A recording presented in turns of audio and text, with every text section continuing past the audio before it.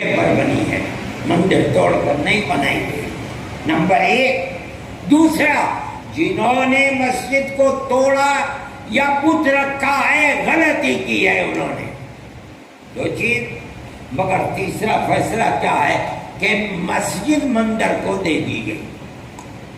ہم یہ سمجھتے ہیں ہم بالکل زندہ ہیں اور ہم نے جو بات 50 سال سے مقدمہ لڑتے ہوئے جو بنیاد تھی، اکھاڑا یہ کہتا تھا کہ مسجد نہیں ہے مندر ہے، مندر توڑ کر مسجد بنائی گئی۔ جمعیت علماء اسی دن سے 50 سال تک مقدمہ لڑا جمعیت علماء، اور بنیاد یہی تھی کہ یہ مسجد اپنی جگہ پر ہے، وہ کہتے تھے مندر کو توڑ کر بنایا گیا، ثابت کر نہیں سکے۔ سپریم کورٹ یہی فیصلہ کرتا ہے نہیں، مسجد اپنی جگہ پر ہے، ہم جیت گئے۔ لیکن فیصلہ یہ کیا کہ مندر، یہ فیصلہ قانونی فیصلہ نہیں ہے، یہ فیصلہ اپنی مذہب کی بنیاد کے اوپر ہے۔ دے دیا، کس طرح دے دیا؟ اپنی طاقت کے بلبوتے پر دے دیا، ورنہ حقیقت یہ ہے کہ یہ فیصلہ تو کر دیا گیا۔ جب مسجد اپنی جگہ پر بنی ہوئی ہے، آج تک یہ کہتے تھے کہ بابر نے مندر توڑ کر مسجد بنائی، گورنمنٹ کا ادارہ سپریم کورٹ کہتا نہیں، بابر نے اپنی جگہ بنائی۔ جو الزام بابر کو دیا جاتا تھا وہ غلط تھا، وہ الزام اپنے سر کے اوپر لے لیا گیا اور یہ کہا آپ نے زبردستی مسجد توڑ کر مندر بنا لیا، مگر بابر نے تو مندر توڑ کر مسجد نہیں بنائی، یہ آپ کا سپریم کورٹ کہتا ہے۔ میں اسی بات کو کہتا ہوں، بدقسمتی سے آزادی کے کم و بیش 75 سال گزر جانے کے بعد بھی وہ فرقہ پرست نظریہ زندہ، بلکہ پہلے سے زیادہ طاقتور اور مختلف ناپسندیدہ صورتوں میں ہندوستان کی پیار و محبت کی پرانی تاریخ کو آگ لگا رہا ہے۔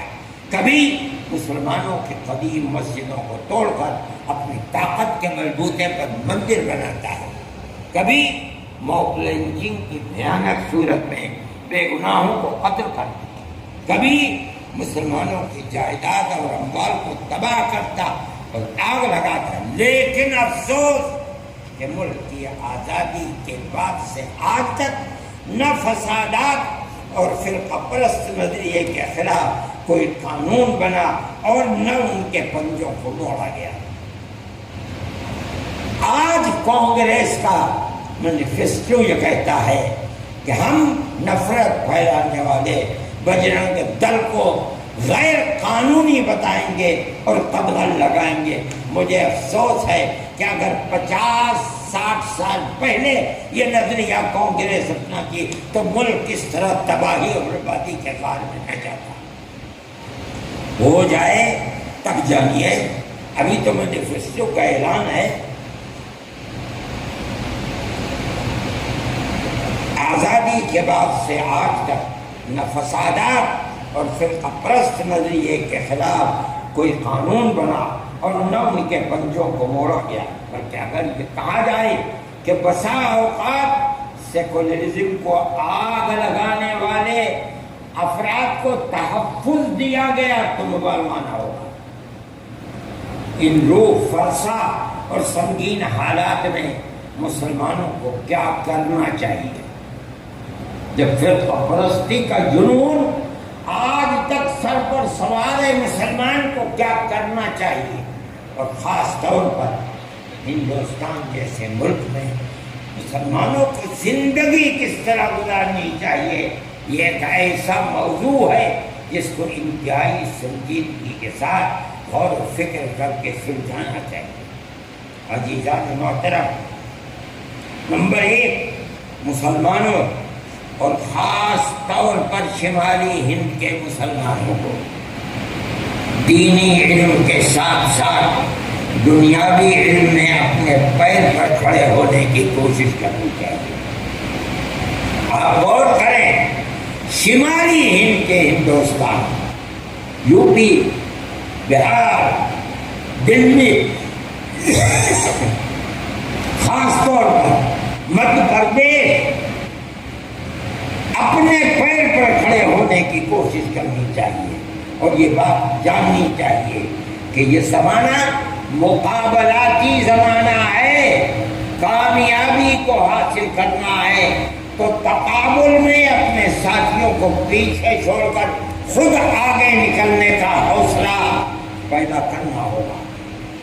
गवर्नमेंट ने पूरे मुल्क में तालीमी इदारों का निज़ाम कायम रखा है, लेकिन उसमें मेयार तालीम ऐसा नहीं है जो तालिब इल्म के अंदर तकाबुल में दूसरों को पीछे छोड़कर अपने बलबूते पर आगे बढ़ने का हौसला पैदा करे। इसलिए मुसलमान अहले सरवत इस तरफ मुतवज्जह हो कि हर जगह अच्छे मेयारी तालीम के स्कूल और कॉलेज खोले जाएं, जिनमें असरी मेयारी तालीम के साथ साथ मजहबी बुनियादी तालीम भी तालिब इल्म को दी जाए। हर जगह ऐसे लोग मौजूद हैं जो ये काम कर सकते हैं, लेकिन बदकिस्मती है कि मुसलमान बेपनाह दौलत शादी और ब्याह में खर्च करते हैं। इसी तरह इंतखाब के मौके पर एक एक सीट पर कई खड़े होकर बेशबहा दौलत लुटाकर अपनी बेहिसी का सबूत देते हैं, लेकिन कौम को अपने पैर पर खड़ा करने के लिए आगे नहीं बढ़ते। हालांकि यह कौम की खिदमत के साथ साथ बेहतरीन कारोबार भी है। इस सिलसिले में आजकल लड़के और लड़कियों की मखलूक तालीम बड़े मसाइल खड़े कर दिए हैं, जिसके नतीजे में रुझानियत और बेहयाई के साथ साथ इर्तिदाद की भयानक सूरत सामने आ रही है। इसीलिए ये जरूरी है कि 5वीं क्लास के बाद ये स्कूल और कॉलेज लड़के और लड़कियों के अलग अलग। हिंदुस्तान में गवर्नमेंट के कमोबेश 40,000 कॉलेज और यूनिवर्सिटियां बताई जा रहे हैं, जिसमें सर्वे के मुताबिक 5वां हिस्सा ऐसे स्कूल और कॉलेज का है जो लड़के और लड़कियों के लिए अलग अलग खास है। अभी वक्त है, ये याद रखिए, बल्कि लड़कियों के लिए खास यूनिवर्सिटियां भी हैं, हमें इससे सबक हासिल करना चाहिए। अभी वक्त है, ये याद रखिए, जैसे जैसे वक्त गुजरता जाएगा ये मर्द लाइलाज होता जाएगा।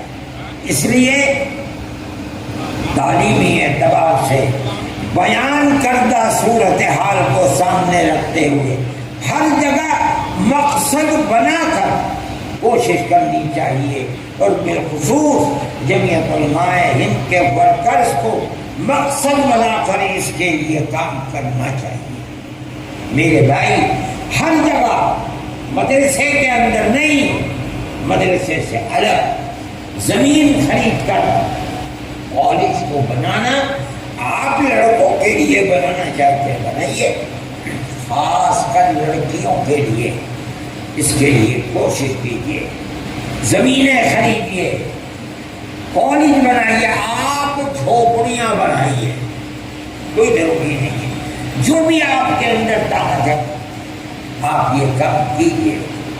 ये काम आपका मजहबी फरीदा है। इर्तिदाद बड़ी खराब चीज है, लड़कियों की जिंदगी बर्बाद। हिंदुओं के अंदर जात और बिरादरी बड़ा गहरा असर किए हुए है। जिन लड़कियों को इर्तिदाद का शिकार बनाया जाता है, चंद दिन घरों में रहती हैं, वो उनकी बिरादरी की नहीं है, उनकी जात की नहीं है, वो अपने खानदान में उन्हें लेकर कहीं जा नहीं सकते। इससे औलाद जो पैदा हुई है उसकी शादी ब्याह नहीं होती, इसलिए बड़ा बुरा हाल होता है।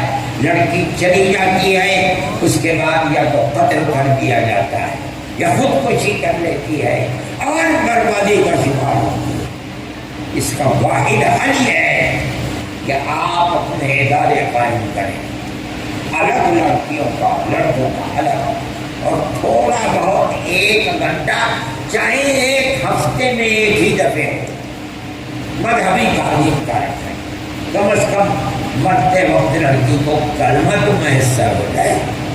اس لیے میرے بھائی، آپ جمعیت علماء کہتی ہے اس کو مقصد بنائیے۔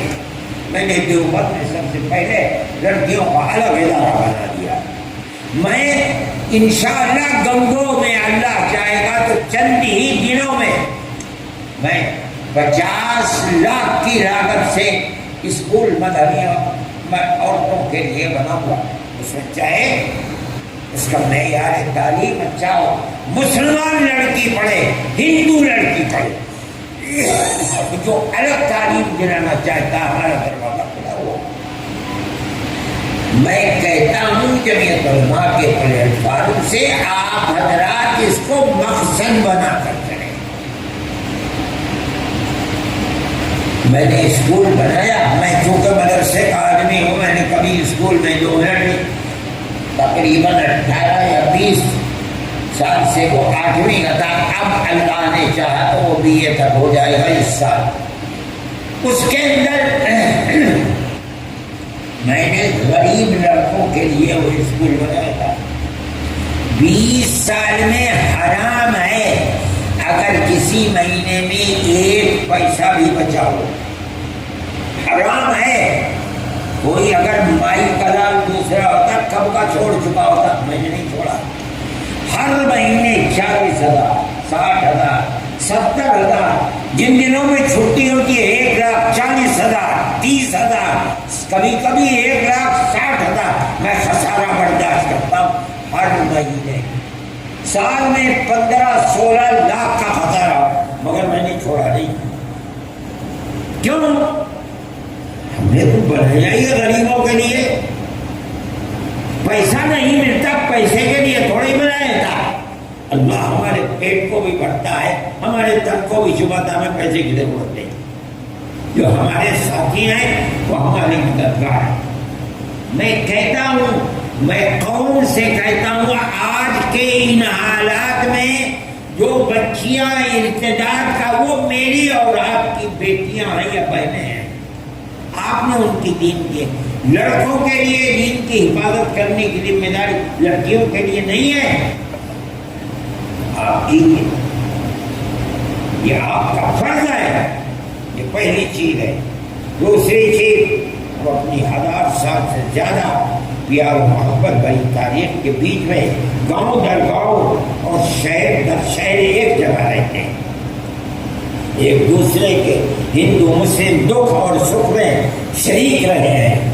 فرقہ پرست ذہنیت نے بڑی حد تک ہماری اس قیمتی اور بہت قیمتی تاریخ کو پارا کر دیا ہے، اور یہ بھی ایک تلخ حقیقت ہے کہ آزادی وطن کے بعد سے ارباب اقتدار نے اس پیاری، اس پرانی پیار و محبت کے قیمتی تاریخ کو سرسبز و شاداب رکھنے میں کوئی قیمتی کردار ادا نہیں کیا۔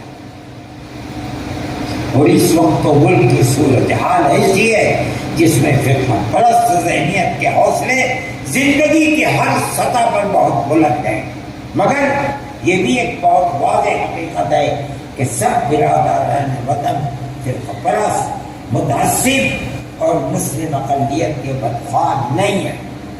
آپ کے سامنے ہے نتیجہ۔ کرناٹک کے اندر BJP گورنمنٹ نے بالکل چھوٹی تک اپنے آپ کو لگا دیا۔ ان کی سیاست کے جو بڑے سے بڑے پہلوان تھے آ گئے، اور سارا الیکشن مسلم اقلیت کی دشمنی کو لے کر کے آگے بڑھایا گیا۔ مگر صرف مسلمان نے نہیں، ہندوؤں نے بھی ریجیکٹ کر دیا اس کو، اور اپنے منہ کے بر زمین کے اوپر گر گئے۔ اس لیے میں کہتا ہوں، حقیقت ہے کہ سب برادران وطن فرقہ پرست نہیں ہے، متعصب نہیں ہے، مسلم اقلیت کے بدخواہ نہیں ہے۔ یہی وہ لوگ ہیں جو پرانی تاریخ کو زندہ رکھنا چاہتے ہیں اور پیار و محبت کی قیمتی کردار کو زندہ رکھتے ہیں۔ جمعیت علماء ہند کا ہمیشہ یہ نظریہ ہے کہ یہ ملک ہمارا ہے، کیونکہ توحید خداوندی کے ہمارے مضبوط عقیدے کا پہلا پتھر ہمارے اسی ملک بھارت کی دھرتی پر رکھا گیا ہے۔ حضرت منو یعنی حضرت آدم علیہ السلام کو جنت سے اللہ نے بھارت کی دھرتی پر اتارا تھا۔ وہ سب سے پہلے نبی تھے۔ ایک اللہ یعنی ایک آدم قوم ہی کی عبادت کرنے والے تھے اور زندگی بھر اپنی اولاد میں اسی عقیدے کا پرچار کرتے رہے۔